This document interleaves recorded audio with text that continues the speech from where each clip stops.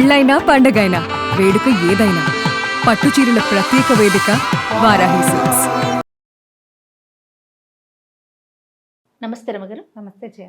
రమగారు, కిడ్నీలో స్టోన్స్ వస్తూ ఉంటాయి. పాపం కొంతమందికి ఆపరేషన్ చేయించుకుంటారా, మళ్ళీ కొన్ని రోజుల తర్వాత మళ్ళీ ఫామ్ అయిందని చెప్తూ ఉంటారు. అవును, పాపం చాలా ఇబ్బంది పడిపోతారండి కిడ్నీలో స్టోన్ ఉన్నవారు.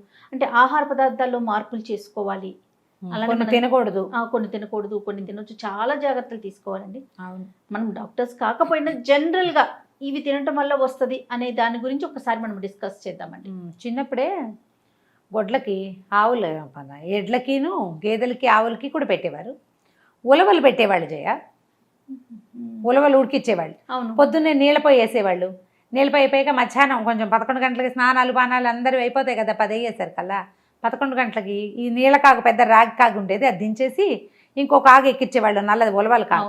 ఆ ఉలవలు ముందు రోజు రాత్రి నానబెట్టేసేవాళ్ళు. వాటిని శుభ్రం కడిగేసి మళ్ళీ అందులో పోసి ఆ పొయ్యి మీద వదిలిపెట్టేవాళ్ళు. ఆ మంట ఎగసంతో అది అట్లా ఉడికి ఉడికి ఉడికి ఉడికి ఉడికి 5 గంటలకో 4 గంటలకి తీసేవాళ్ళు. ఇక అన్ని సగానికి పోసేవాళ్ళ ఉలవలు, అవి పైదాకా వచ్చేవి, ఎర్రగా అన్ని నీళ్లు తేరుండేవి. అలాగా తీసుకుంటే పాలేళ్ళు ఎవరైనా ఆ నీళ్లు తీసుకునేవాళ్ళు. ఉలవలు పెట్టేవాళ్ళు, ఉలవలు తినేవాళ్ళం మేము అప్పుడప్పుడు. మా ఇంట్లో తెలియకుండా ఆ రహస్యం నేను వాళ్ళు నీకు చెప్పేస్తా. తినిచ్చేవాళ్ళు కాదు, తినకూడదు అనేవాళ్ళు.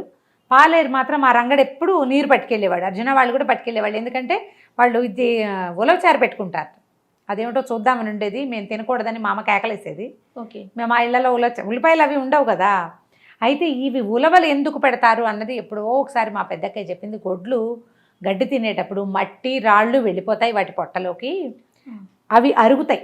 ఉలవలు తినటం వల్ల అది అరిగిపోయి పొడైపోయి వాటి తాలూకు పేడలో వాటిలో వచ్చేస్తుంది, తర్వాత ఏమో బలం అని చెప్పేది. ఇప్పుడు కూడా ఉలవలు తింటే కిడ్నీ స్టోన్స్ తగ్గిపోతాయి అని నేను ఆయుర్వేద వైద్యుల దగ్గర విన్నాను. మనకి రెగ్యులర్గా ఉలవల్ని ఆహారంలో భాగం చేసుకోవటం, ఉలవచారు లాంటి కాంప్లికేటెడ్ వంటకం చేయకపోయినా కాసిన అన్ని నానబెట్టుకుని ఈ రాళ్ళు ఫామ్ అయ్యే లక్షణం ఉన్నవాళ్ళు ఇలా చేయొచ్చు. మేము మా ఇంట్లో కూడా అక్కయ్య గారి పిల్లల్లో ఒకళ్ళిద్దరికి 3 4 ఉన్నారు ఈ సమస్య ఉన్నవాళ్ళు. వీళ్ళకి ఏం చేస్తున్నామంటే, మేమేం చేస్తున్నామంటే ముందు రోజు రాత్రే కాసిన ఉలవలన్నీ చిన్న కప్పులో వేసి నానబెట్టాం. కందిపప్పుతో పాటు వాటిని వండేస్తున్నాం.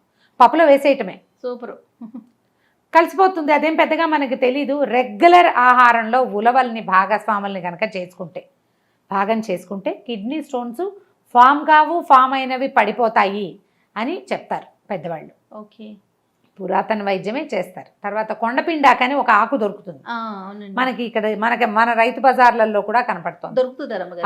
కొండలైన పిండి చేసేస్తుంది, దాని పేరే అది కొండపిండాకు. ఆ ఆకు వండుకొని తిన్నది తెచ్చి కొంచెం పప్పులో వేసుకోవటము. తర్వాత ఏమో మనం మునగాకు పెసరపప్పు వండుకుంటామా, అట్లా కొండపిండాకును కూడా ఏం లేదు, పెసరపప్పు 1 గంట నానబెట్టడం, తాలింపు పెట్టడం. తాలింపు ఏముంది, జీలకర్ర, మినపప్పు, కొంచెం ఎండుమిర్చి, కాస్త కరివేపాకు, ఇంగువ వేసేసి ఈ పెసరపప్పుని, నానిన పెసరపప్పుని అందులో వేసి కొండపిండి కూరను కూడా కడిగే శుభ్రంగా సన్నగా తరిగేయటం, ఆ పప్పులో వేసేసి మూత పెట్టేస్తే దగ్గరగా పెట్టాలి. మూత డోము మూతలు పెట్టకూడదు.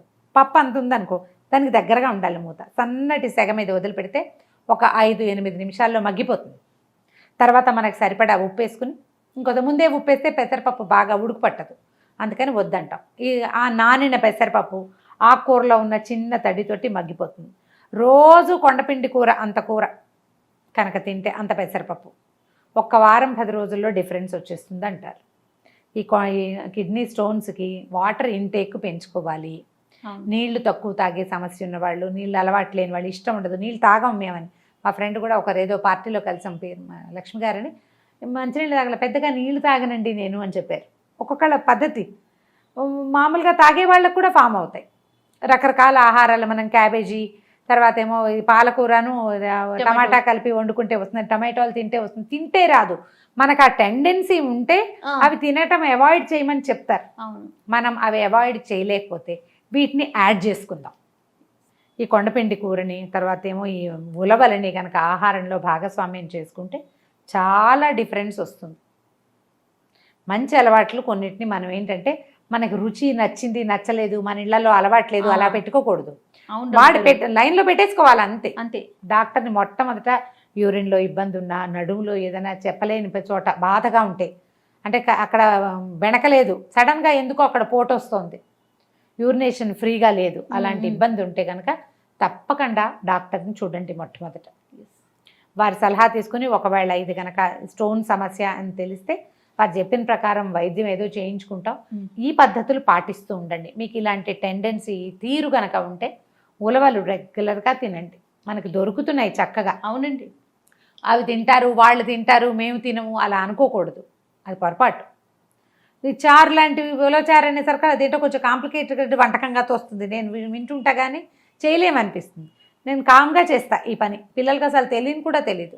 మన ఇంట్లో టెండెన్సీ ఉందనుకో, అప్పుడు కూడా మనం పిల్లలకి నిశ్శబ్దంగా పప్పులో వాటిలలో మనం ఇలాంటి పదార్థాన్ని పెట్టేస్తూ ఉంటే ఏమవుతుందంటే వీటి నుంచి మనం ఆరోగ్య పరిస్థితులు ఏం వర్సన్ అయిపోతుంది. ఒక్కొక్కసారి రకరకాల సమస్యలు వస్తాయి, అది పనిచేయ ప్రాబ్లం వస్తుంది. జనరల్గా మనం వేసుకునే మాత్రలు చూడు, అన్నిటికీ పెయిన్ కిల్లర్స్ వేసుకుంటూ ఉండటం, డాక్టర్ని సంప్రదించకుండా మనమే ఏదో ఒకటి జలుబుగా ఉంది కాబట్టి ఈ కోర్సు అని అప్పుడెప్పుడో మనకి ఇచ్చారు కాబట్టి మనంతటా మనమే చేసేయటము, అవన్నీ బ్యాడ్ ప్రాక్టీసులు చేయాలి. అవునండి, అది కూడా కిడ్నీ మీద చాలా సమస్యగా పరిణమిస్తుంది. మనం మాత్రలు మందులు వేసుకోకూడదు, పెయిన్ కిల్లర్స్ ఎక్కువ వాడుకోకూడదు, ఇష్టారాజ్యంగా తినేయకూడదు. వాటిని తినేస్తే అవన్నీ దీనికి చాలా మందికి పిప్పర్మెంట్ పిల్లలు తిన్నట్టు తినేస్తారు. మెడికల్ షాపులకి వెళ్ళి వైద్యాలు ఏదో ఒకటి వేసేసుకోవటం, తెచ్చేసుకుంటూ ఉండటం, అవి ఇవి పూసేసుకుంటూ ఉండటం, అలాంటివి చెయ్యొద్దు. కొంచెం బేర్గా చేయటం వాటిని, అప్పుడు పెద్ద సమస్యలను బేర్ చేయాల్సిన అవసరం లేకుండా ఉంటుంది.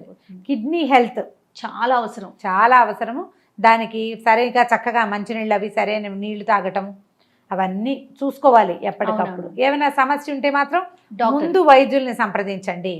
తర్వాత మీరు ఇట్లాంటి కొన్ని పద్ధతుల్ని మన జీవన విధానంలో అవలంబిస్తే ఈ పరిస్థితి నుంచి కొంచెం మనం బయటికి రావడానికి అవకాశం ఉంటుంది. ఒక చక్కని మాట చెప్పారు అమ్మగారు. మనకి రుచి నచ్చిందా నచ్చలేదా, లేదా కంటికి నచ్చిందా నచ్చలేదా, అలాంటివి కొన్ని ఆహార పదార్థాల విషయాల్లో మనం అసలు ఆహార పదార్థాల విషయాల్లో పాటించకూడదు. మనకు నచ్చక్కర్లా, మనం అసలు అలవాటు చేసేసుకోవాలి. ఫ్రూట్స్ చక్కగా పళ్ళు అవి తింటాము, మంచి డైటరీ ఫైబర్స్ అవి తినటము, అవన్నీ కూడా అలవర్చుకోవాలి. లేకపోతే కష్టం కదా. ఖచ్చితంగా అండి, ఖచ్చితంగా. అదే రైట్ అమ్మగారు, నమస్తే. నమస్తే.